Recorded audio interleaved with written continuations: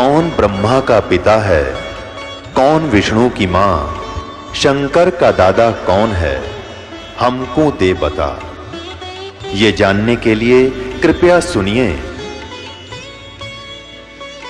जगत गुरु तत्वदर्शी संत रामपाल जी महाराज के अमृत वचन सर्व पवित्र धर्मों के पवित्र शास्त्रों के आधार पर।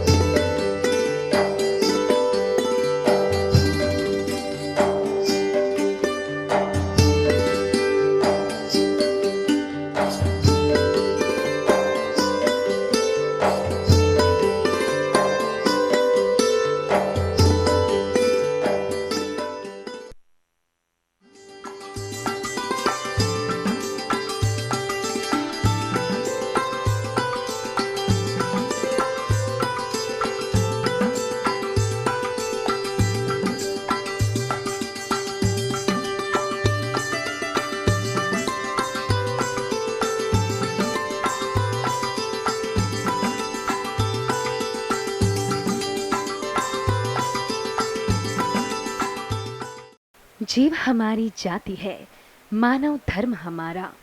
हिंदू मुस्लिम सिख ईसाई धर्म नहीं कोई न्यारा। हमारा इष्ट देव कबीर परमेश्वर है।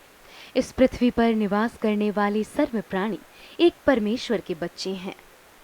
सतलोक आश्रम, चंडीगढ़ रोड, बरवाला, जिला हिसार, हरियाणा प्रांत एक रजिस्टर्ड ट्रस्ट कबीर परमेश्वर भक्ति ट्रस्ट द्वारा जगत गुरु संत रामपाल दास जी महाराज की अध्यक्षता में संचालित है। श्रद्धालुओं द्वारा स्वेच्छा से दिए गए दान से सर्व व्यवस्था हो रही है। ये संस्था पूर्ण रूप से गैर राजनीतिक है। हमारा उद्देश्य विश्व के मानव समाज में फैली कुरीतियों, दहेज आदि को समाप्त करके एक स्वच्छ मानवता का उत्थान करना है। उपदेशी श्रद्धालुओं के लिए तंबाकू, शराब व अन्य नशीले पदार्थ सेवन करना वर्जित है।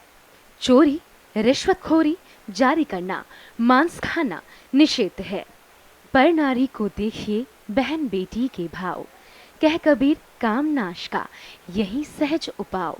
सत साहिब, हम एक ऐसा मानव समाज तैयार कर रहे हैं जो किसी भी क्षेत्र में राजनीति, न्यायपालिका, डॉक्टरी, इंजीनियरिंग या प्रशासनिक जैसे आईपीएस या आईएएस या शिक्षा में तथा अन्य किसी भी पद पर या सामान्य समाज में रहकर ईमानदारी से कार्य करके सबको न्याय दिलाएगा। छोटा बड़ा, अमीर गरीब की खाई को मिटाएगा। आध्यात्मिक तत्वज्ञान के आधार से भारत विश्व का एक महान राष्ट्र होगा। अन्य सर्व राष्ट्र भारतवर्ष का अनुसरण करेंगे। सत साहिब, उपदेश लेने वालों को निःशुल्क दीक्षा दी जाती है। खाने, ठहरने तथा बिस्तर आदि की निःशुल्क व्यवस्था है। समय समय पर रक्तदान शिविरों का आयोजन किया जाता है। निर्धन गरीब बच्चों को पढ़ाई का व खाने तथा वस्त्रों का खर्च ट्रस्ट द्वारा वहन किया जाता है। विधवा बहनों, वृद्धों तथा अनाथ बच्चों को आश्रय दिया जाता है। सतलोक आश्रम में सर्व धर्मों के व्यक्ति दीक्षा प्राप्त करते हैं। सत साहिब, सतलोक आश्रम 12 एकड़ जमीन में निर्मित है। इसमें लगभग 1 लाख श्रद्धालु बैठकर सत्संग सुन सकते हैं। भोजनालय में 5000 श्रद्धालु एक साथ बैठकर भोजन प्राप्त करते हैं। चपाती बनाने वाली मशीनों का प्रयोग चपाती बनाने के लिए होता है। एक मशीन 1 घंटे में 6000 चपाती बना देती है। जूता घर में 1 लाख श्रद्धालुओं के जूते जमा करने की क्षमता है। सत साहिब, महीने में 2 बार 3-3 दिन का सत्संग होता है। बरवाला बस स्टैंड तथा रेलवे स्टेशन बरवाला तथा जिंद से श्रद्धालुओं के लिए आश्रम की ओर से निःशुल्क लाने ले जाने की व्यवस्था है। सत्संग के दौरान तथा अन्य समय में आश्रम में आने वाले श्रद्धालुओं के लिए अनुभवी चिकित्सकों की सेवा प्राप्त की जाती है। औषधि का व्यय कबीर परमेश्वर भक्ति ट्रस्ट सतलोक आश्रम बरवाला वहन करता है। सत साहिब, सतलोक आश्रम बरवाला में प्रत्येक सत्संग में लगभग 4 क्विंटल देसी घी का हवन ज्योति यज्ञ के द्वारा किया जाता है। ऋग्वेद मंडल 9 सूक्त 86 मंत्र 10 में ज्योति यज्ञ का प्रावधान है। संत रामपाल दास जी से शास्त्रानुकूल भक्ति विधि से दीक्षित श्रद्धालुओं को भौतिक तथा आध्यात्मिक लाभ प्राप्त होते हैं। जैसा कि ऋग्वेद मंडल 10 सूक्त 161 मंत्र 2 में प्रमाण है कि परमात्मा असाध्य रोग को नाश करके स्वस्थ कर देता है। यदि रोगी मृत्यु को प्राप्त हो चुका हो तो भी परमेश्वर सत्य साधना करने वाले साधक को पुनः जीवित करके 100 वर्ष की आयु प्रदान कर देता है। ये सर्व लाभ सतलोक आश्रम बरवाला में दीक्षा प्राप्त करके मर्यादा में रहकर भक्ति करने वाले भक्तों को प्राप्त होते हैं। संकट मोचन कष्ट हरण हो मंगल करण कबीर आगे शरण तेरी। संकट मोचन कष्ट हरण हो मंगल करण कबीर के आगे शरण तेरी। संकट मोचन कष्ट हरण हो मंगल करण कबीर आ गए शरण तेरी। पहले तो मोहे ज्ञान नहीं था प्रेम बनाना तेरे में। पहले तो मोहे ज्ञान नहीं था प्रेम बनाना तेरे। दीन जान के माफ कीजियो खता हुई बिन मेरे में। दीन जान के माफ खता हुई बिन मेरे में। अणगिण अवगुण भर मेरे में। माफ करो तकसीर के आगे शरण तेरी। संकट मोचन कष्ट मंगल करण कबीर आगे शरण तेरी। संकट मोचन मंगल करण कबीर के आगे शरण तेरी। या गिद्दड़ वाली रात 84 आन गिरा हूँ जेरे में। गिद्दड़ वाली रात 84 आन गिरा हूँ जेरे में। ऊंची ऊंची लाई छलांगा यत्न किए बहु तेरे में। ऊंची ऊंची लाई छलांगा यत्न किए बहु तेरे में। काम क्रोध अहंकार लोभ की मोटी लगी जंजीर के आ गए शरण तेरी। संकट मोचन कष्ट हरण हो मंगल करण कबीर के। संकट मोचन कष्ट हरण हो मंगल करण कबीर के। कर्म कुसंगत बहुत किए वो जाते हैं नहीं कहे। कर्म कुसंगत बहुत किए वो जाते हैं नहीं कहे। आके आप संभालो दाता 84 में जहाँ वहे। आके आप संभालो दाता 84 में जहाँ वहे। जन्म मरण के कष्ट से अब मिटो जन की पीर के आ गए शरण तेरी। संकट मोचन कष्ट मंगल करण कबीर के। संकट मोचन कष्ट हरण हो मंगल करण कबीर के। गुप्त रूप में सर्व काम सारते जो भी विपता आन पड़े। गुप्त रूप में सब काम सारते जो भी विपता आन पड़े। एक दिन दर्शन देने होंगे दीन दयाल नो नहीं सरे। एक दिन दर्शन देने होंगे दीन दयाल नो नहीं सरे। तुम बिन पापी नहीं करे मेरा अवगुण भरा शरीर के आ गए शरण। संकट मोचन मंगल करण कबीर के आगे शरण तेरी। संकट मोचन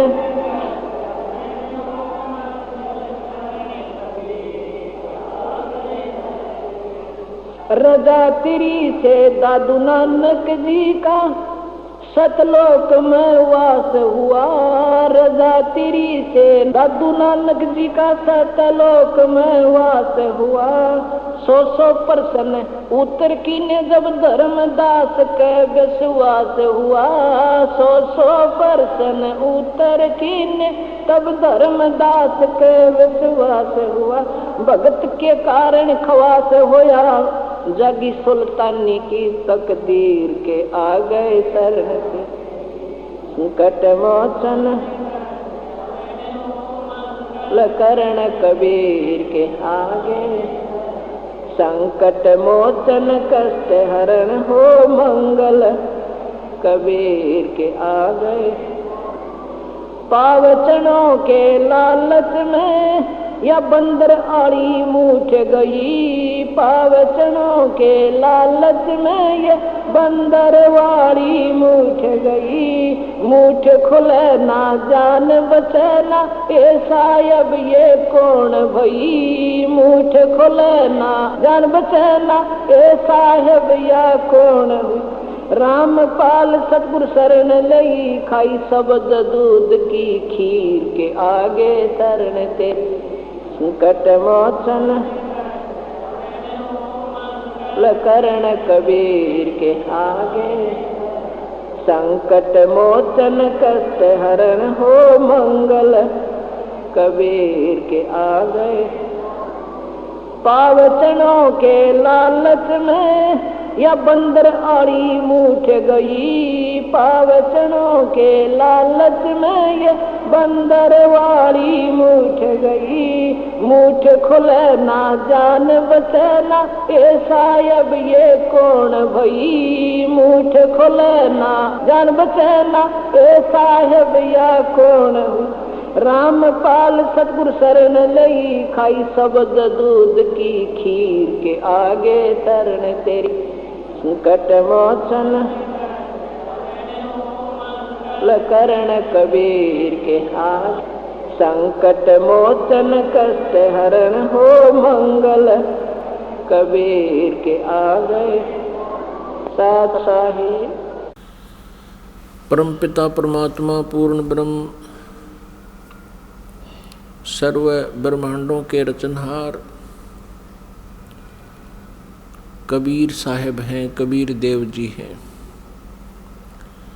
वो हम सभी आत्माओं के जनक हैं, वही हमारे पिता हैं। इसी परमेश्वर में वो सभी गुण हैं। त्वमेव माता च पिता त्वमेव बंधु च सखा त्वमेव विद्या च द्रविण त्वमेव सर्व मम देव देव। ये सर्व देव देव यही परमात्मा है जो सभी भगवानों का भगवान है, सबका मालिक है। अब प्रथम बार कोई श्रद्धालु ये वचन सुनता है कि कबीर देव कबीर साहब पूर्ण परमात्मा है, परम अक्षर ब्रह्म है, सभी ब्रह्मांडों के रचयिता हैं, तो ये बात ये वचन कुनीन की तरह जीवा पर रखे नहीं जाते।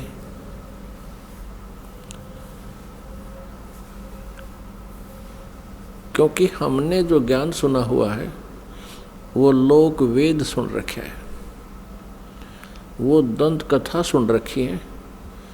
हमने अपने सदग्रंथों का ज्ञान नहीं प्राप्त हुआ हमारे को, क्योंकि हमारे जो गुरुदेव थे हिंदू धर्म के जो आचार्य थे, गुरु थे, मंडलेश्वर थे, ये तत्व ज्ञानहीन थे। ये सभी ऋषि महर्षि ये तत्व ज्ञानहीन थे। इनको कोई अध्यात्म ज्ञान नहीं था, जिस कारण से हमने परमात्मा की पहचान नहीं हुई और लोक वेद के आधार से जिस भी किसी देव को पूर्ण परमात्मा कहा गया उसको हमने सत्य मान लिया। क्योंकि जो आचार्य होते थे, हिंदू धर्म के गुरु होते थे, वो संस्कृत भाषा के ज्ञाता होते थे और हमारे सभी सद्ग्रंथ संस्कृत भाषा के अंदर ही लिपिबद्ध हैं। अब बाद में अनुवाद कर दिया गया हिंदी में या अन्य किसी भी लैंग्वेज में, वो बाद की बातें हैं। प्रारंभ में अभी तक ये, प्रारंभ से लेकर अभी कुछ समय पहले तक ये सभी संस्कृत में विद्यमान थे और संस्कृत वाले तो अब भी एज इट इज हैं। अनुवादकर्ताओं ने अपनी अपनी भाषाओं में उनको ट्रांसलेट कर लिया है। अब जिस कारण से जनता जो थी, श्रद्धालु थे, वो उन गुरुओं पर, आचार्यों पर, मंडलेश्वरों पर विश्वास करते रहे कि ये संस्कृत के ज्ञाता हैं, संस्कृत बहुत अच्छी धारावाहिक बोल लेते हैं और सभी सद्ग्रंथ भी हमारे संस्कृत भाषा में लिखे हैं। जिस कारण से उस गुरु जी के विषय में कोई भी हमारे अंदर जो शंका उत्पन्न नहीं हुई, अविश्वास नहीं हुआ कि ये गलत कह रहा है। क्योंकि टीचर जो होता है वो विद्यार्थियों को जो भी ज्ञान देता है विद्यार्थियों के लिए स्वीकार्य होता है। अध्यापक से कुछ भी बोल रहा है तो बच्चे उसमें ऑब्जेक्शन नहीं करते, शिरोधार्य करते हैं। एक अध्यापक ने एक कोई प्रश्न का उत्तर इतिहास का बच्चों को पढ़ाया और उस लड़के का पिता भी एजुकेटेड था, लेकिन वो सर्विस नहीं कर रहा था, अपना अन्य व्यवसाय करता था। तो उस लड़के के पिता ने, फादर ने देखा कि जो बच्चे ने प्रश्न का उत्तर लिखा हुआ है वो गलत लिखा है। उसने अपने पुत्र से कहा कि बेटा तुमने ये गलत लिख रखा है। तो लड़के ने उत्तर दिया, नहीं पिताजी, हमारे गुरुदेव ने बोला है ये सही है। तो पिताजी ने कहा, नहीं बेटा इसको ठीक कर लो। तो लड़का बोला, नहीं पिताजी बिल्कुल नहीं करूँगा, ये हमारे गुरुजी ने बोला है, हमारे गुरुजी ने कहा है, हमारे अध्यापक ने कहा है। तो पुण्यात्माओं, आज वही स्थिति आ चुकी है। ये जितने भी आचार्य गुरु थे ये भाषा संस्कृत तो अवश्य जानते थे, लेकिन आध्यात्मिक ज्ञान से ये अपरिचित थे, जिस कारण से ये आज तक भी हमें हमारे सद्ग्रंथों के गूढ़ रहस्यों को नहीं बता पाए। और आज वही तथ्य जो हमारे पवित्र सद्ग्रंथों में विद्यमान हैं, जन साधारण के रूबरू ये दास करवा रहा है, उनको सार्वजनिक कर रहा है इन सीडी के माध्यम से, प्रोजेक्टर के माध्यम से और पुस्तकें बना करके। अब उन गुरुओं को, उन आचार्यों को समस्या उत्पन्न हो रही है जो अभी तक लोक वेद सुना रहे थे, दंत कथा सुना रहे थे। वो क्या कहते थे, कोई तो कहता था कि Shri Vishnu ji is complete God, ये विष्णु जी ही सर्व समर्थ भगवान हैं और यही 3 रूप धारण कर लेते हैं। ब्रह्मा जी के रूप में ये सृष्टि करते हैं, विष्णु जी के रूप में ये सतीथि करते हैं और शिव जी के रूप में ये संहार करते हैं। कोई कहता था कि भगवान शिव महेश हैं, महेश्वर हैं, देवों के भी देव हैं, यही सबके उत्पत्ति करता है और यही 3 रूप धारण करके इस ब्रह्मांड का संचालन कर रहे हैं। यही अखिल ब्रह्मांड के नायक हैं, मालिक हैं। ब्रह्मा जी का रूप धारण करके ये सृष्टि करते हैं, विष्णु जी का रूप धारण करके ही ये सतिथि करते हैं और स्वयं शिव रूप में ये सबका संहार करते हैं। इनके कोई माता पिता नहीं है। तो ये लोक वेद था, ये दंत कथा थी। हम इनको सर्वेश्वर महेश्वर कहा करते थे। पुण्यात्माओं, जिस मार्ग पर हम चलते हैं, हम अपना सफ़र तय करने के लिए उद्धत होते हैं, तो उसकी जानकारी हमें थोरोली होनी चाहिए, कंप्लीट होनी चाहिए, फिर उस पर चलने का लाभ है। और यदि हम जाना चाहते हैं हिसार से दिल्ली और हम चल पड़े हिसार से सरसा की ओर, तो हमारा चलना व्यर्थ है। चाहे हम कितनी स्पीड से जा रहे हैं, कितनी गाड़ी को दौड़ा रहे हैं, वो व्यर्थ है। और किसी कारण से आप हिसार से और सिरसा जा रहे हो और रास्ते में कोई इत्तेफाक से कोई व्यक्ति मिल जाता है, पूछ लेता है कहाँ जा रहे हो जेंटलमैन, तो आप कहोगे जी हम दिल्ली जा रहे हैं।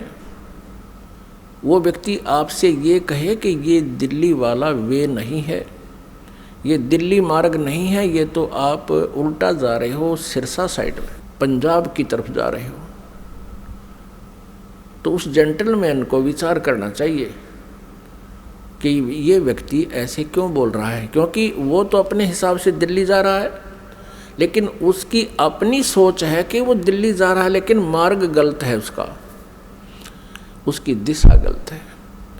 तो उस जेंटलमैन को, उस भद्र पुरुष को चाहिए वेरीफाई करें।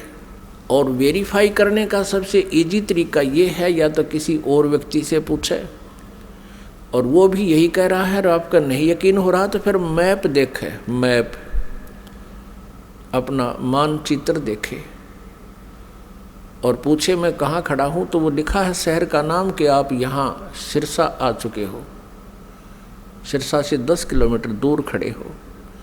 तो फिर मानचित्र भी यही बता रहा है और सामने वाला जो भद्र पुरुष आपको बताना चाहता है कि आपकी दिशा गलत है।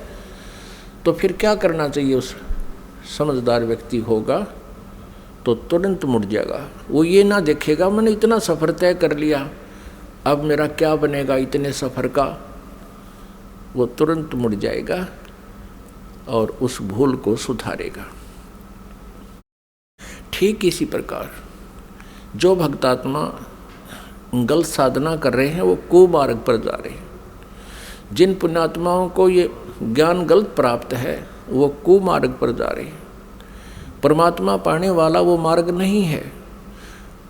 और आपको अब ये दास कह रहा है कि आप गलत मार्ग पर जा रहे हो, इससे वापस हो जाओ। और आप चले गए हो 50-60 किलोमीटर दूर कुमार्ग पर, और वहाँ आपको पता चलता है कि आप गलत आ गए, तो आपकी समझदारी है कि तुरंत वापस हो जाना चाहिए। और यदि आप ये सोचो कि अब इतने सफ़र का मैंने तय कर लिया, ये तो व्यर्थ गया, मैं तो वापस नहीं होऊंगा, तो ये बुद्धिमता नहीं, ये तो मूर्खता कही जाएगी। इसी प्रकार आप जी किसी भी इस गुरु इष्ट संत के पास किसी भी इष्ट की पूजा कर रहे हो, और आपने किसी ने 5 वर्ष, किसी ने 10 वर्ष, किसी ने 20 वर्ष, किसी ने 30 वर्ष भी हो चुके हैं, वहाँ डलेड हो रहे हैं।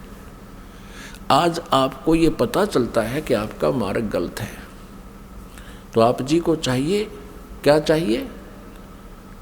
अब इसमें कहने की आवश्यकता नहीं गनी, बुद्धिमान को संकेत बहुत है।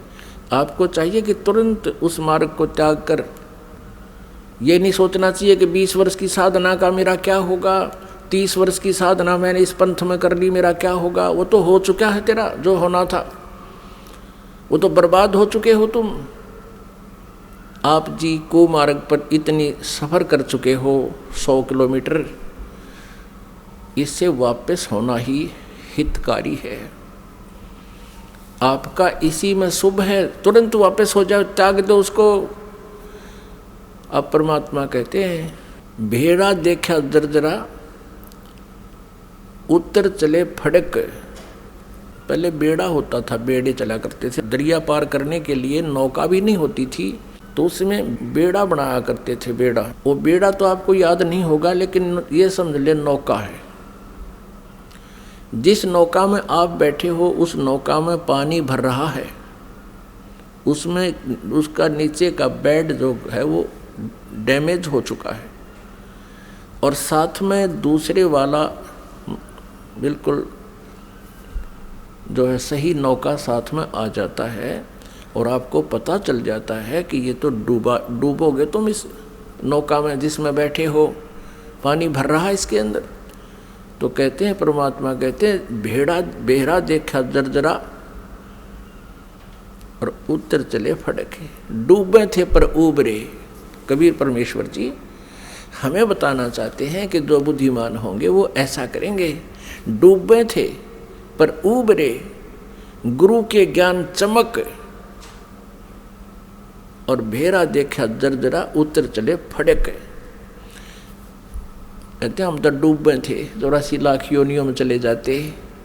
गुरु जी के ज्ञान से फिर हम फड़क गए एकदम फड़कना माने न जबरदस्त भयभीत हो जाना, और एकदम फड़क के यानी ऐसे चमक के कूद जाना, एकदम चमक जाना। मतलब सेकंड का विचार भी नहीं करने का समय है। डूब रहा है तो एकदम दूसरा साथ में खड़ा है, अच्छा स्थान है, तो उस पर चमक एकदम कूद जाना, उसको कहते हैं डूबे थे पर उबरे। गुरु के ज्ञान चमक, लोग एकदम चमक का पड़ा है भाई, एकदम ऐसे सतर्क हो जाना। और भेरा देखा दरदरा माने टूटन डूबन हो रहा है, तो उत्तर चले फड़क। तो उस पुण्यात्मा को अब विलंब नहीं करना चाहिए गुरु बदलन में। उस मार्ग में कितना ही चला गया उसको तुरंत त्याग देना चाहिए। वो तो बिल्कुल कुमार्ग पर आप तो 200 किलोमीटर 100 किलोमीटर दूर चले गए हो, वह आना वापस पड़ेगा, आना ही पड़ेगा। आगे जितने कदम रखोगे वो गलत ही है, दूर ही जाओगे। तो जैसे कोई तो श्री ब्रह्मा जी को रचयिता बताते हैं, कोई श्री विष्णु जी सतगुण जी को रचयिता बताते हैं, कोई तम गुण श्री शिव जी को रचयिता बताते हैं, कोई श्री ब्रह्मा जी रजोगुण को ब्रह्मांड का रचयिता बताते हैं, सभी ब्रह्मांडों का। पुण्यात्माओं, ये लोक वेद है। और कोई कहता है कि दुर्गा ही सबकी सृष्टि सर्जनहार है, जो दुर्गा जी के उपासक है। जो श्री देवी जी के उपासक हैं वो देवी जी को ही सब कुछ मानते हैं, और जो ब्रह्म के उपासक हैं, ब्रह्म, वो ब्रह्म को ही सर्वेस्वा मानते हैं। तो पुण्यात्माओं, हमने सबसे पहले ये मैप देखना होगा। अपने सदग्रंथों रूपी मैप को हम पुनः देखेंगे कि इनमें हमें क्या मार्गदर्शन हुआ है, तो तब हम संतुष्ट होंगे। अभी तक तो हम किसी से कुछ सुन रहे हैं भगवान के विषय में, किसी महापुरुष ने कुछ ज्ञान दिया है, किसी ने कुछ दिया है, और हम विद्यार्थी हैं, श्रद्धालु हैं। जो भी संत गुरु जी हमें जैसा भी भगवान के विषय में ज्ञान देता है, हम बिना किसी शंका के, बगैर किसी ऑब्जेक्शन के हम स्वीकार कर लेते। तो पुण्यात्माओं, आप इसके विषय में कि भगवान कौन है, सृष्टि रचना कैसे हुई, ये जानकारी हमें सर्वप्रथम होनी चाहिए, और तभी हम परमात्मा के मार्ग पर सफल हो सकेंगे। फिर हमें कोई भ्रमित नहीं कर सकेगा। श्रीमद् भगवत गीता अध्याय नंबर 16 के श्लोक नंबर 23 में कहा है कि शास्त्र विधि को त्याग कर जो मनमाना आचरण करते हैं, यानी मनमानी पूजाएं करते हैं, मनमाने साधनाएं करते हैं, जो शास्त्रों में विद्यमान नहीं है, जो ज्ञान और उसका समाधान, वो साधना व्यर्थ है। न उनकी गति होती है, न उनको कोई सुख प्राप्त होता है, और न ही उनको कोई सिद्धि प्राप्त होती है, अर्थात व्यर्थ, यूजलेस। फिर तुरंत ही 24वें श्लोक में 16वें अध्याय में कहा है गीता जी में कि इससे तेरे लिए अर्जुन कर्तव्य और अकर्तव्य की व्यवस्था में, कर्तव्य मीन जो भक्ति कर्म हमने करने चाहिए और जो ना करने चाहिए, जो त्यागने चाहिए और जो ग्रहण करने चाहिए, उनके लिए सदग्रंथ ही प्रमाण है। किसी की दंत कथा पर विश्वास मत करना।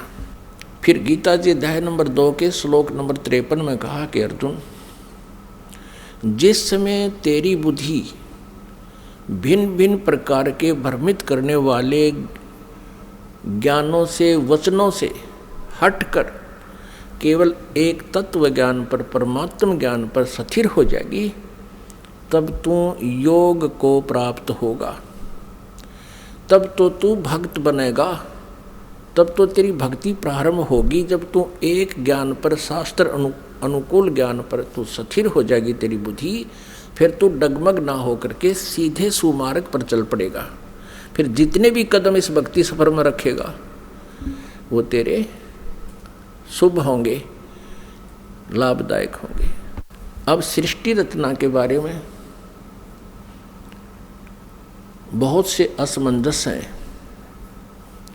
जैसे जैन धर्म के व्यक्ति, श्रद्धालु, आचार्य, मुनि, वो कहते हैं कि इस सृष्टि का कोई रचयिता नहीं, कोई इसका संहार करता नहीं, अनादि है, अपने आप बनती है, अपने आप ये चलती है। ऐसा ही नहीं, और भी बहुत से श्रद्धालु हैं। कोई कहते हैं विष्णु जी ने इसकी रचना की है, जैसे अब पीछे हम बता चुके हैं। इसके विषय में आप जी को विशेष डिटेल से बताएंगे। परमेश्वर कबीर देव जी का जो प्रसंग चला था कि ये पूर्ण परमात्मा है, पूर्ण ब्रह्म है, कंप्लीट गॉड है, ये विश्वास आप जी को नहीं हो सकता जब तक हम इनके गुणों से परिचित नहीं होंगे। और गुण कहाँ होते हैं? उनके जीवनी में, उनके इतिहास में लिखे होते हैं। जैसे विष्णु जी, श्री शिव जी, श्री विष्णु जी, श्री ब्रह्मा जी, इनकी जानकारी भी इनकी जीवनी में, इनके इतिहास में लिखी है, पुराणों में। और परमेश्वर कबीर जी की महिमा सूक्ष्म वेद में लिखी है, सूक्ष्म वेद में। आदि शंकराचार्य जी के इतिहास में दास ने पढ़ा, उन्होंने भी सूक्ष्म वेद का समर्थन किया है। आदि शंकराचार्य ने कहा है कि 4 वेद, ऋग्वेद, यजुर्वेद, सामवेद और अथर्ववेद, ये तो अवेलेबल हैं, लेकिन सूक्ष्म वेद वो 5वां है। उसके विषय में उन्होंने कहा कि वो कैलाश पर्वत पे है।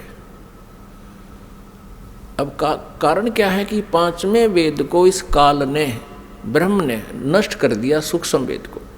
उस सूक्ष्म वेद को देने के लिए परमेश्वर स्वयं यहाँ आते हैं, अपने सतलोक से चलकर, मुक्ति धाम से, सनातन परम धाम से गति करके यहाँ आते। उस छुपे हुए ज्ञान को जो काल भगवान ने, ब्रह्म भगवान ने नष्ट कर दिया, यानी छुपा रखा है, वो किसी तक नहीं आने देता। तो उस 5वें वेद को परमात्मा बताने के लिए आते हैं। उस 5वें वेद में लिखा है, और उस वेद को, उस ज्ञान को परमात्मा ने 600 वर्ष पहले अपने मुखारविंद से, अपने मुख कमल से बोला था। इसलिए गीता जी अध्याय नंबर 4 के श्लोक नंबर 32 में कहा है कि अर्जुन, गीता जी अध्याय नंबर 4 के श्लोक नंबर 25 से लेकर 31 तक बताया गया है, कोई देवताओं की पूजा करता है, कोई स्वाध्याय ही करता है, कोई तीक्ष्ण अहिंसावादी व्रतों पर ही आधारित है, कोई प्राणायाम आदि करके ही अपनी साधना को सफल मानता है। ये इस आध्यात्मिक ज्ञान का, धार्मिक यज्ञों का, यज्ञ माने अनुष्ठानों का विस्तार से विवरण 4 अध्याय के 32वें श्लोक में कहा है कि वो सच्चिदानंद घन ब्रह्म की वाणी में विस्तार से कहा गया है। यहाँ अनुवादकर्ताओं ने श्रीमद् भगवत गीता अध्याय 4 श्लोक 32 में अनुवादकर्ताओं ने ज्ञान ना होने से अनर्थ कर दिया।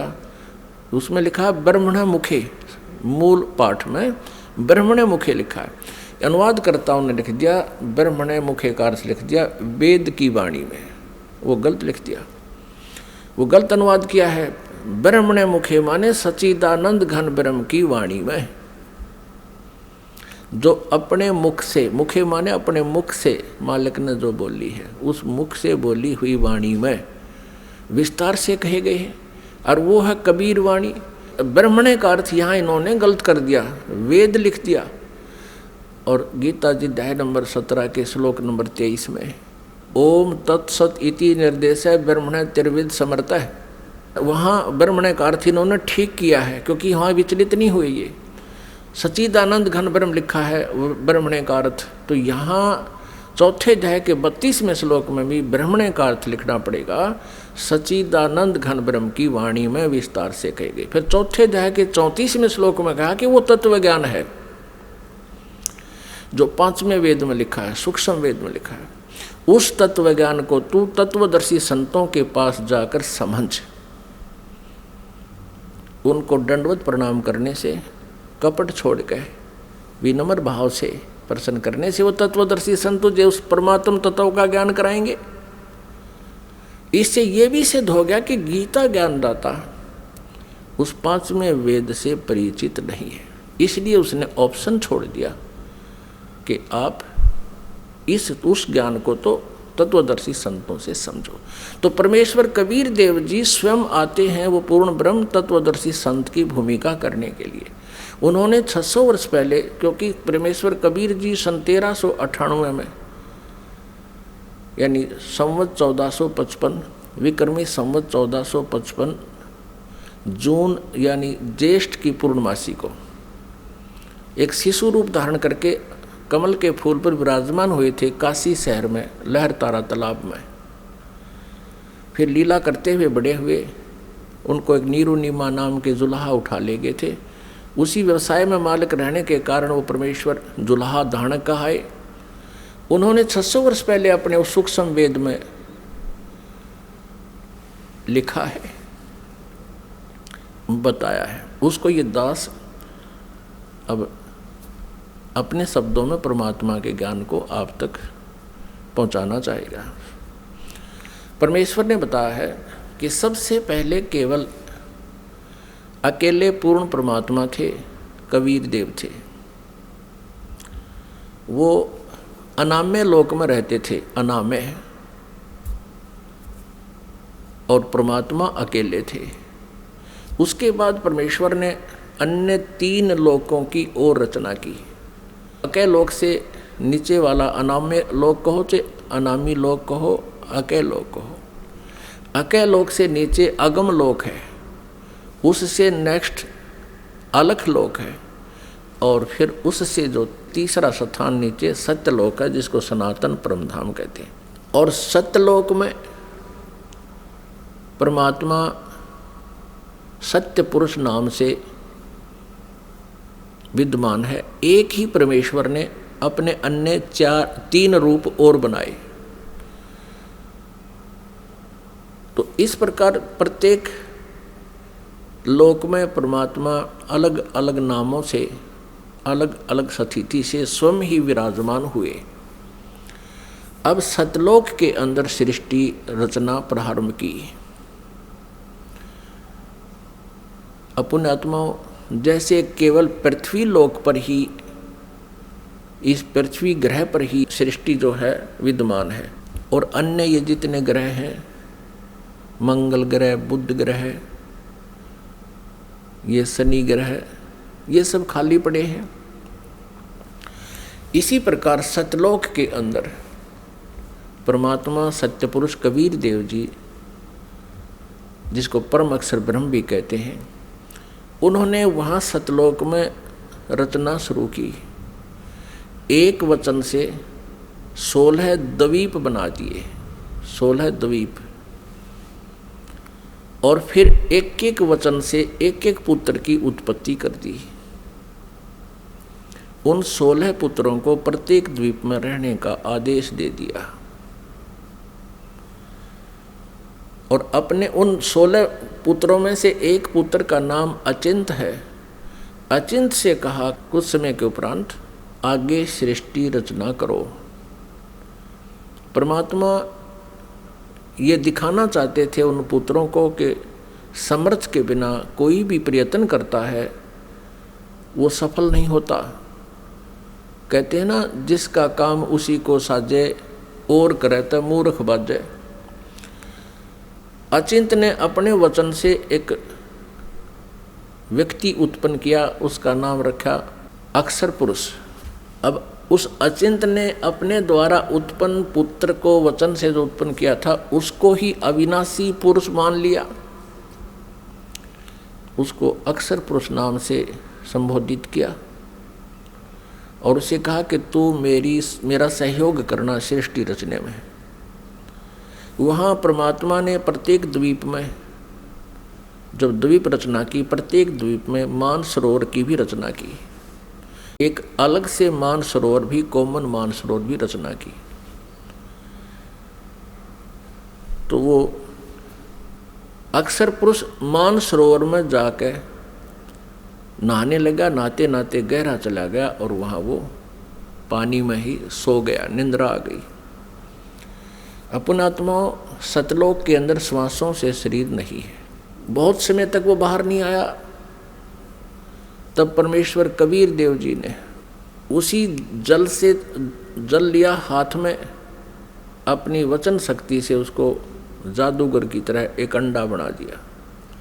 उस अंडे में एक जीवात्मा प्रवेश करती, उस अंडे को छोड़ दिया उस मानसरोवर में। वो गड़गड़ गड़गड़ करता हुआ नीचे पहुंचा तो वो अक्षर पुरुष की जो अधूरी निंद्रा भंग होगी, जिस कारण से वो कुछ कोपित हो गया, उस कोपित दृष्टि से उसने अंडे की तरफ देखा कि किसने मुझे डिस्टर्ब किया है।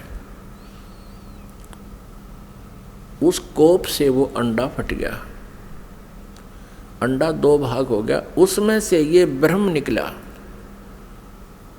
अब आगे चल के इसी इतिहास में, इसी लीला कहानी में, अमर कथा में, या सत्यनारायण कथा जो दास आपको सुना रहा है, अभी तक जो विष्णु जी को सत्यनारायण मानकर सत्यनारायण कथा कहा करते थे, वो सत्यनारायण कथा नहीं थी। अब ये है सत्यनारायण कथा। सत्यनारायण माने अविनाशी भगवान की कथा। तो उसमें से ये ब्रह्म निकला। आगे चल के आप 3 प्रभुओं से परिचित होंगे जो ब्रह्मा विष्णु महेश जी से भिन्न है। एक सर्वब्रह्म, इसको सर्वब्रह्म भी कहते हैं, सर्वब्रह्म। और दूसरा ये अक्षर पुरुष यानी अक्षर ब्रह्म। ये अक्षर पुरुष कहो तो अक्षर ब्रह्म कहो। और अंडे से निकला ये सर्वब्रह्म, सर्वब्रह्मन नाशवान, क्योंकि अक्षर पुरुष को तो अचिंत ने नाम दे दिया कि तो अविनाशी व्यक्ति उत्पन्न कर दिया मैंने, अक्षर पुरुष। अब वो स्वामी जितना हो जाता है फिर वही पुरुष प्रभु, पुरुष माने प्रभु भी कहते हैं। तो अक्षर पुरुष कहो या अक्षर ब्रह्म कहो, एक ही के 2 पर्यायवाची नाम है। इसी प्रकार सर्वपुरुष कहो, ये ब्रह्म जो अंडे से निकला ये सर्वपुरुष है, इसको सर्वब्रह्म कहो, इसके पर्यायवाची नाम है। इसको ज्योति स्वरूपी निरंजन भी, काल भी, ये ब्रह्म ही आगे चल के काल भी कहा जाएगा। अब याद रखना, क्योंकि पुण्यात्मा जब तक आप इस इतिहास से परिचित नहीं होगे सृष्टि रचना से, आप किसी भी सदग्रंथ को नहीं समझ सकते। तब परमेश्वर ने आदेश दिया उन दोनों को कि तुम बाहर आओ। अचिंत पुरुष तुम निंद्रा में थे, न वो अक्षर पुरुष तुम निंद्रा में थे, तुम्हें जगाने के लिए ये सब प्रोसेस अपनाया है, तुम बाहर आ जाओ। दोनों बाहर आ गए। अब परमात्मा ने अचिंत से कहा कि अचिंत, अब देख लिया तूने, समर्थ के बिना कोई कार्य सफल नहीं होता। अब तू तो इसको बाहर भी नहीं निकाल सकता था। और आगे से ध्यान रखना कि बीच में टांग अड़ाओ मेरी क्रिया में, इसलिए तुम्हें तुम्हारे सामर्थ्य से परिचित कराया है।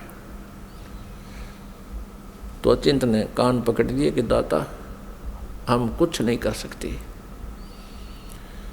अब परमेश्वर ने आदेश दिया उन दोनों को, किसको? सरपुरुष अर्थात जिसको सरब्रह्म भी कहते हैं, जो आगे चल के ब्रह्मा विष्णु महेश का पिता सिद्ध होगा इसी कथा में। सरपुरुष और अक्षर पुरुष को दोनों से कहा कि तुम उस अचिंत के द्वीप में रहो। इन दोनों ने आज्ञा का पालन किया और तीनों कौन? अचिंत, अक्षर पुरुष और सरपुरुष जिसको सरब्रह्म भी कहते हैं। और यहाँ हम सीधी भाषा में उसको ब्रह्म भी कहने लगे। आगे डिफाइन करेंगे ब्रह्म क्यों कहने लगे। अब ये तीनों एक द्वीप में रह रहे हैं। बाकी जो अन्य 15 जने हैं परमात्मा के वचन से उत्पन्न वो पुत्र, वो अलग अलग सिंगल द्वीप में रह रहे थे। कुछ समय उपरांत परमेश्वर ने हम सभी आत्माओं को, आप जी को, सारे ब्रह्मांडों की जितनी आत्माएं हैं, अपने शरीर से अपने वचन से उत्पन्न कर दिया। और वहाँ हम तेजों में शरीर में विद्यमान थे। नूरी शरीर है हमारा, यानी तेजों में शरीर है, एक तत्व से बना हुआ है। उसमें नाड़ी वो शुक्रम अकायम ऐसनाविरम, वो जैसे हमारी शुक्र से बनी हुई काया नहीं होती जो माता पिता के संयोग से बनती है, उसमें नाड़ी आदि का जुगाड़ दौड़ नहीं होता, नाड़ी तंत्र नहीं होता। इसी ऐसा ही शरीर परमात्मा का है, साकार है, मनुष्य दृश्य है, तेजों में है। लेकिन परमात्मा के शरीर का और हमारे शरीर के नूर में, सामर्थ्य में, शक्ति में और उसके नूर में, प्रकाश में अंतर है। पूर्ण परमात्मा सत्य पुरुष यानी कबीर देव जी का जो सतलोक में शरीर है, उसका एक रोमकूप में करोड़ सूर्य करोड़ चंद्रमा से भी अधिक रोशनी है। और हमारा वहाँ शरीर कैसा था, जो शेष वहाँ रह रहे हैं उनका कैसा शरीर है, और हम जब परमात्मा ने अपने वचन से उत्पन्न किए थे तब हमारा कैसा शरीर था, मनुष्य दृश्य था। और हमारा शरीर 16 सूर्य जितने प्रकाश युक्त था, हमारे पूरे बॉडी का शरीर 16 सूर्य जितना तेज था यहाँ की जो सूर्य, लेकिन गर्मी ना हो। हम सभी वहाँ रहने लगे। वहाँ कोई दिक्कत नहीं थी, किसी प्रकार का कोई अभाव नहीं था। वहाँ जरा और मरण नहीं था, वहाँ जन्म मृत्यु नहीं होता था और बुढ़ापा भी नहीं आता था वहाँ पर। अपन आत्माओं यह विचार करना कि हम यहाँ कितने दुखी हैं और फिर भी हम ये सोचे हैं हमारी मृत्यु ना हो, और जबकि हमें पता है कि मृत्यु तो डेफिनेट होगी, यहाँ का विधान है, और फिर भी हमारी मरने की इच्छा नहीं। कारण क्या है कि हम ऐसे लोक में रहा करते थे जहाँ मृत्यु नहीं होती थी, जिस कारण से हमें ये मरना अच्छा नहीं लगता। और बिल्कुल ठीक है, वे क्यों तो जन्म हुआ था और फिर क्यों मारे। 30, 40, 50, 60, 70, 80 वर्ष तो हम ये मकान मकून बनाने में लावा, फिर इसमें रहने पाते ना, 1 मिनट में कड़च कर देता है यहाँ का भगवान। तो वहाँ जरा और मरण नहीं था, जरा माने बुढ़ापा। अब कोई भी बूढ़ा होना पसंद नहीं करता, सबने सोचा मैं युवा दिखूं। और ये बड़े बड़े नेता तो सर्जरी करा कर मेकअप करना चाहें, कब तक करोगे? 10 साल पाछे फिर फ्यूज होगे। तो कहने का भाव ये है कि हमारी नेचर है ऐसी कि हम युवा दिखें, लेकिन यहाँ तो बनावटी आर्टिफिशियल है सारा, और वहाँ ओरिजिनल था, तो हम वहाँ ऐसे रहते थे। कुछ दिनों के उपरांत, यानी दिन नहीं है वहाँ पर, क्योंकि दिन हम वैसे बोल देते हैं, वहाँ दिन रात नहीं होती। तेजों में प्रकाश में वो लोक है, प्रकाश में सब आत्माएं हैं, प्रकाश में परमात्मा है। वहाँ सूर्य उदय और अस्त नहीं होता। तो वहाँ कुछ समय के उपरांत इस ज्योति निरंजन, जिसको सरपुरुष कहा है, जिसको सरब्रह्म कहते हैं, जो गीता जी में अपने आप को कहता मैं काल हूँ, वो ब्रह्म है जो श्री कृष्ण जी के शरीर में प्रवेश करके बोल रहा है। आगे इतिहास बताएंगे, आपको पूरा डिटेल देंगे। इसको धैर्यपूर्वक सुनना इस कथा को, क्योंकि ये पहली बार जो सुनता है उसको ऊट पटांग सी लगती है, लेकिन कुछ समय के बाद प्रमाण जब देखोगे आपको स्वीकार करना पड़ेगा और होगी स्वीकार्य। कुछ समय उपरांत इस सरपुरुष में एक खरपतवार उत्पन्न हुआ, खुरापात उत्पन्न हुआ। इसने सोचा कि हम 3 जने तो एक द्वीप में और हमारे अन्य भाई एक एक द्वीप में रह रहे हैं, तो वहाँ ये विधान का पता चला कि तप से राज्य प्राप्त होता है। उसने खड़ा होकर के एक पैर पर तप किया और 70 युग, यहाँ के 70 युग तक तप किया। तब पूर्ण परमात्मा ने, सत्य पुरुष ने, कबीर देव जी ने पूछा कि पुत्र तू किस लिए ये तप कर रहा है, क्या इच्छा है तेरी? तब इसने कहा कि भगवान ये द्वीप मेरे लिए छोटा है, थोड़ा है, हम 3 एक द्वीप में रह रहे हैं, अन्य भाई मेरे अलग द्वीपों में एक एक रह रहे हैं, मुझे अलग स्थान चाहिए। परमात्मा ने कहा ठीक है भाई, तुझे 21 ब्रह्मांड दे दिए। जैसे एक धनी पिता अपने पुत्र को 21 प्लाट दे दे, अगले बेटा ये तेरे हिस्से में 21 प्लाट आ गए। अब उन प्लाटों को पाकर, 21 ब्रह्मांड को पाकर, ये सर्वब्रह्म, हम संत लैंग्वेज में इसको क्षर ब्रह्म कहते हैं। क्षर ब्रह्म, क्षर अक्षर, अक्षर तो ये अक्षर ब्रह्म तो ये परब्रह्म है जो अचिंत के वचन से उत्पन्न हुआ, और क्षर ब्रह्म है ये परमात्मा के वचन से अंडे से उत्पन्न हुआ। ये क्षर ब्रह्म जो है 21 ब्रह्मांडों में, कभी उसमें जा कभी उसमें सैर सपट्टे करे, देख रहा है इनको। फिर मन में इसने सोचा कि इनमें कुछ कंस्ट्रक्शन होनी चाहिए। इस उद्देश्य से इसने फिर 70 युग तब फिर किया। तब परमेश्वर ने पूछा भी अब क्या चाहता है? प्लाट तेरे को दे दिए, 21 ब्रह्मांड दे दिए। तब इसने कहा प्रभु कुछ कंस्ट्रक्शन का यानी कोई रचना सामग्री दो मुझे, ताकि मैं कुछ उसमें रचना बना करूं। यानी अब जैसे प्लाट दे दिए, उसके पास तो फिर भी कुछ को नहीं, पिता से मांगता है कुछ पैसे दो या ईंट सीमेंट मटेरियल अवेलेबल कराओ। तो परमेश्वर कबीर देव जी ने इस सरपुरुष को, क्षर ब्रह्म को 5 तत्व और 3 गुण दे दिए। अगले बेटा बना खिलौने रखे दिन से, इनको पाके बड़ा प्रसन्न हुआ। फिर इसने सोचा कि मैं इसमें कंस्ट्रक्शन भी कर लूँगा, तो फिर अकेला कैसे दिल लगेगा मेरा।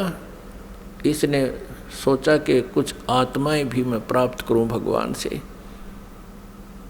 इस क्षर ब्रह्म ने, इस काल भगवान ने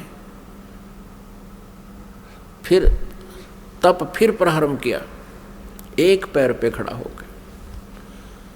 तो उधर से हम यहाँ इसके जाल में कैसे फंस गए, ये एक बहुत विशेष विचारणीय समय जो है ना बात है पुण्यात्माओं, एक विशेष विचारणीय विषय है कि हम क्यों फंसे। फिर चल इसने तो ऐसा कर लिया, प्राप्त हुआ अलग से, हम इसके साथ कैसे, हम जो फंसे हुए हैं ये इसके साथ फंसे हुए हैं, इस ब्रह्म के, क्षर ब्रह्म के साथ हम यहाँ आ गए, जिस कारण से हम यहाँ दुख पा रहे हैं। अपने पिता को छोड़ आए जहाँ कोई अभाव नहीं था, कोई जन्म मृत्यु नहीं थी। तो हम कैसे फंसे कि हम वहाँ देख रहे थे इसके तप को, और जब ये खड़ा होकर तप कर रहा था, एक पैर पे खड़ा होकर, हम सभी इस पर आसक्त हो गए, इतने आसक्त हो गए। ओहो देख कितने दिन से एक पैर पे खड़ा है, कभी इस पैर को कर लेता है, कभी उस पैर पे खड़ा हो जाता है, और ऐसे करके खड़ा है कभी। तो हम इसकी इन अदाओं से इतने प्रभावित हो गए, हम अपने भगवान से भी दिल हटा बैठे। जो हमें सर्व सुख दे रहा था, सब सुविधाएं उपलब्ध करा रहा था, हम उससे हटकर इसके ऊपर आसक्त हो गए। तो पुण्यात्माओं, यही बीमारी, यही स्वभाव आप और हम सभी को वहाँ से लगी थी। जैसे यहाँ के हीरो और हीरोइन, अभिनेता अभिनेत्री, अपने पेट के लिए, रोजी रोटी के लिए एक्टिंग करते हैं, अदाएं करते हैं, उछल कूद करते हैं, और ये युवा वर्ग बच्चे उनको देखकर इतने आसक्त हो जाते हैं, पूछो मत। और यदि कोई हीरो या हीरोइन यानी कोई अभिनेता या अभिनेत्री यहाँ बरवाला में आ जा या हिसार में आ जावे, फिर देखो इन बच्चों के, कॉलेज वालों के और जवान बच्चों की वहाँ कैसे भीड़ उमड़ कर जाती है, और कम से कम 200, 300, 400 फुट से दूर खड़े खड़े देखते हैं कि देखो वो खड़ा, वो है वो फलाना नेता अभिनेता, वो खड़ी वो है फलानी अभिनेत्री। अब वो तो अपने पेट के लिए कर रहा है सारे काम, और वो बच्चे बेमतलब वहाँ जा रहे हैं उसको देखने के लिए। लेना एक न देने दो, क्या देगा उनको वो, और धक्के खा के सामने भूखे अपने वापस आ जाते हैं। ठीक इसी प्रकार हम इस काल पर आसक्त हो गए और भगवान से हमारा हृदय हट गया। परमेश्वर कबीर देव जी ने बहुत बार आकाशवाणी की कि कोई भी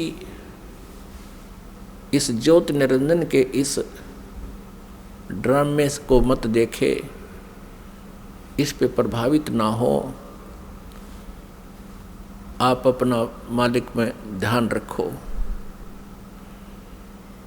लेकिन हम ऊपर से तो सावधान हो गए, जैसे हम बिल्कुल इसको नहीं चाहते, लेकिन अंदर से कसक नहीं गई। वो तो अंतर्यामी है परमात्मा। तो उस समय परमात्मा के बार बार कहने पर भी हम इस काल से अपना मन नहीं हटा सके, अपनी आत्मा को नहीं हटा सके, और अंदर से इसमें चाह बनी रही। अब इसने तीसरी बार जब तप शुरू किया, इसने परमेश्वर से चाहा कि मैं कुछ आत्मा प्राप्त करूं। जब परमेश्वर ने इससे पूछा, जब इसने 64 युग तप कर लिया, तीसरी बार तब पूछा कि क्या चाहता है ज्योति निरंजन, जो आपने मांगा था वो मैंने आपको दे दिया, अब तू क्यों हट कर रहा है। तब इसने कहा, ज्योति निरंजन ने यानी क्षर पुरुष ने कहा कि प्रभु मुझे कुछ आत्माएं दे दो, मैं अकेला वहाँ नहीं रह सकता, 21 ब्रह्मांडों में अकेला कैसे रहूँगा। तब परमेश्वर ने कहा कि भी देखो तेरे तप के बदले में 64 युग जो तप किया है, इसके बदले में और राज्य दे सकता हूँ, और वस्तु मांग ले वो दे सकता हूँ, लेकिन ये आत्मा नहीं दे सकता, क्योंकि ये मेरी आत्मा है। अब ये मेरे वचन से उत्पन्न हुई है, मेरा अंश है, अपने अंश को मैं कैसे दे सकता हूँ। लेकिन परमात्मा ने एक ऑप्शन रख दिया कि इसमें एक ऑप्शन है कि यदि वो स्वयं स्वेच्छा से कोई जाना चाहता तेरे साथ तो जा सकते, लेकिन मैं अपनी तरफ से उनको नहीं डाल सकता कुएं में। तब ज्योति निरंजन हमारे पास आया, ये क्षर पुरुष हमारे पास आया। जितनी आत्माएं आज इसके ब्रह्मांडों में हम कैद हो गए, यहाँ कष्ट उठा रहे हैं, ये सभी आत्माएं इसके चारों तरफ उमड़ कर खड़ी होगी। जैसे हीरो आता है, अभिनेता आता है।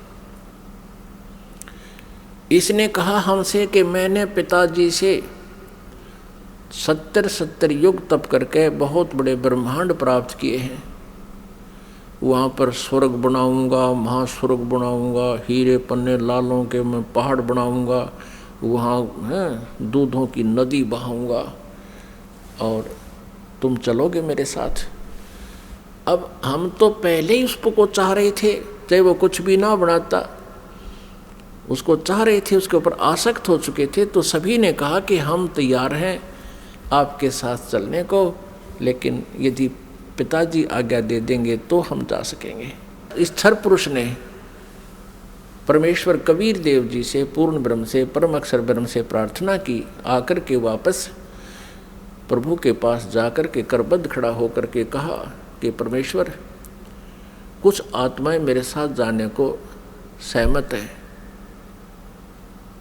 परमात्मा ने कहा, परमेश्वर कबीर देव जी ने कहा कि मेरे सामने हाँ भरवा दे, तब मैं मानूं, तब भेज दूंगा। अब परमेश्वर आए, कबीर देव जी हमारे पास, साथ में ज्योति निरंजन भी आया। परमेश्वर कबीर देव जी ने, परम अक्षर ब्रह्म ने पूछा कि आत्माओं जो ज्योति निरंजन के साथ यानी क्षर पुरुष के साथ जाना चाहते हैं वो हाथ खड़ा करके स्वीकृति दे। अब अपने पिता के सामने हिम्मत नहीं पड़ी किसी भी आत्मा की इतना ढीठपना करें, सबने नीची गर्दन कर दी। तब परमेश्वर ने कहा कि अरे ज्योति निरंजन, अरे क्षर पुरुष, आप तो कह रहे थे कुछ आत्माएं तैयार हैं, ये तो कोई भी नहीं बोल रहा, सन्नाटा छा गया। तब एक आत्मा सबसे पहले खड़ा हुआ। उसने सोचा कहीं हम रह जावा यहीं पर। उसने खड़ा होकर कहा कि पिताजी, हाँ, उसने हाथ खड़ा किया कि पिताजी मैं जाना चाहता हूँ। फिर तो हम जैसे सारे सोचा कदे हम पीछे रह जाएं, हमने भी सब न कर दिया, ऐसे सब ने हाथ खड़े कर दिए। जितने भी ये खरबों अनगिन यहाँ पर आए हुए हैं, अकाउंटिंग नहीं कर सकते, इतने जीव आगे इसके अलावा से। परमात्मा के पास तो सब अकाउंटिंग है, सब उनकी डिटेल है, लेकिन हम नहीं कर सकते जीव संज्ञा। जितने भी 21 ब्रह्मांड में प्राणी हैं ये सब सतलोक से आए हैं, चाहे चींटी है, चाहे हाथी है, रंक है या राजा है, किसी भी पशु पक्षी की योनि वो जीव जंतु की भोग रहा है। तब परमेश्वर ने कहा भाई ठीक है ज्योति निरंजन, जिन जिन ने तेरे साथ आने का हृदय से चाह की है, सब इच्छा से तेरे साथ जाना चाहते हैं, उनके सब के नंबर नोट मैंने कर लिए, वो मेरे पास है। आप जाओ अपने ब्रह्मांडों में, क्योंकि ये ब्रह्मांड पहले वहीं थे सतलोक के एक लास्ट कोने में, बिल्कुल एकांत स्थान पर सतलोक में, और हम रह रहे थे उस मेन सतलोक में। जैसे एक तो बाहरी विलेज हो दिल्ली क्षेत्र के, दिल्ली राज्य के, एक शहरों का स्थान बीच में मध्य स्थान हो, हम वहाँ रह रहे थे। और इस काल के थे बाहरी दिल्ली, समझ लो वहाँ 21 ब्रह्मांड थे। ये निरंजन चला गया वहाँ पर अपने ब्रह्मांडों में, ये क्षर पुरुष, इसको ज्योति निरंजन भी कहते हैं, इस काल, इसको काल भी कहते हैं। आगे चल के ये इसके कई नाम रखे जाएंगे इसी कहानी में। तो उधर से परमात्मा ने क्या किया, जिस आत्मा ने सर्वप्रथम हाथ खड़ा कराया था, स्वीकृति दी थी क्षर पुरुष के साथ जाने की, परमेश्वर ने उसका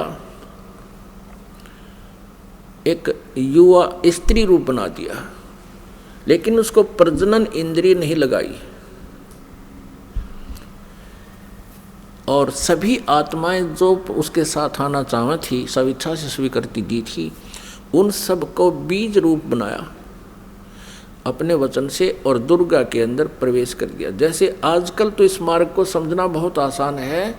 ये डॉक्टर लोग क्या करते हैं, जैसे बताते हैं कि एक ग्राम ब्लड में बिरानी कितने 80 लाख बिरानी 50 लाख जीवाणु तो एक टाइप के होते हैं, अन्य और टाइप के, और उस ब्लड को दूसरे में डाल दिया जाता है या तो वो और बढ़ जाते हैं, दूसरे में डाले जा सकते हैं ऐसे जीवाणु भी। तो ऐसे ये व्यवस्था समझो, परमात्मा ने इस लड़की जो युवा बनाई थी उसका नाम रख दिया प्रकृति देवी। उसको माया भी बोलते हैं, आदि माया। प्रकृति देवी कहो, आदि माया कहो। आगे चल के यही अष्टंगी कहलाई और यही दुर्गा कहलाई। अब इसको श्री दुर्गा कहें, श्री दुर्गा जी के शरीर में प्रवेश कर दिया सभी आत्माओं को और कहा बेटी मैंने तेरे को आशीर्वाद दे दिया है। परमेश्वर ने कहा कि बेटी मैंने तेरे को आशीर्वाद दे दिया है और सभी आत्माएं तेरे अंदर प्रवेश कर दी हैं, और आप वहाँ जाइए ज्योति निरंजन के पास, और जितने भी वो जीव कहे अपने वचन से उत्पन्न कर दिए नर और मादा ये कहकर, उतने ही वो सामने प्रकट हो जाएंगे।